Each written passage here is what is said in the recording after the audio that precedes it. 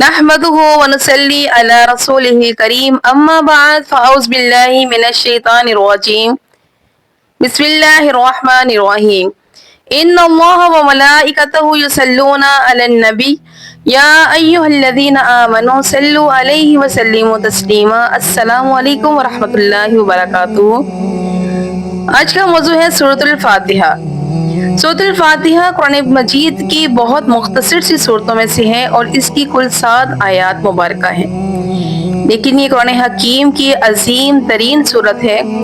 اس صورت المبارکہ کو ام القرآن بھی کہا جاتا ہے اور اساس القرآن بھی کہا جاتا ہے، یعنی یہ پورے قرآن پاک کے لیے جڑ کی بنیاد اور اساس کی حیثیت رکھتی ہے۔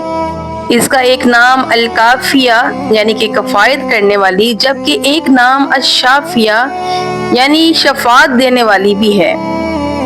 یہ سورۃ مبارکہ پہلی مکمل سورت ہے جو نبی پاک صلی اللہ علیہ وآلہ وسلم پر نازل ہوئی۔ سورۃ الحجر میں فرمان مبارک علی شان ہے وَلَقَدْ آتَيْنَاكَ سَبْعًا مِنَ الْمَثَانِي وَالْقُرْآنَ الْعَظِيمَ، ہم نے اے نبی صلی اللہ علیہ وآلہ وسلم آپ کو 7 ایسی آیات عطا کی ہیں جو بار بار پڑھی جاتی ہیں اور عظمت والا قرآن۔ سورۃ الفاتحہ کی 7 آیات مبارکہ دہرا دہرا کر نماز میں ہر رکعت میں پڑھی جاتی ہیں۔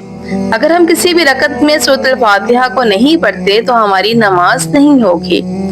سورۃ الفاتحہ کو ہم 3 حصوں میں تقسیم کر سکتے ہیں۔ سورۃ الفاتحہ کی جو فضیلت ہے اس کو ہم 3 حصوں میں کیسے تقسیم کریں گے کہ پہلے جو 3 آیات مبارکہ ہیں اس میں ہم اللہ کی حمد و ثنا کرتے ہیں اور آخری 3 آیات میں ہم اللہ سے دعا کرتے ہیں، جبکہ درمیان والی چوتھی آیت میں بندہ اپنے رب کے ساتھ ایک وعدہ کرتا ہے۔ حضرت عبداللہ بن عباس رضی اللہ عنہ سے روایت ہے کہ نبی پاک صلی اللہ علیہ وآلہ وسلم کے پاس جبریل امین حاضر تھے تو ایک فرشتہ آسمان سے حاضر ہوا اور کہا یا رسول اللہ صلی اللہ علیہ وآلہ وسلم، اللہ تعالیٰ نے آپ کو 2 ایسے نور عطا فرمائے ہیں جو آپ سے پہلے کسی نبی کو نہیں ملے۔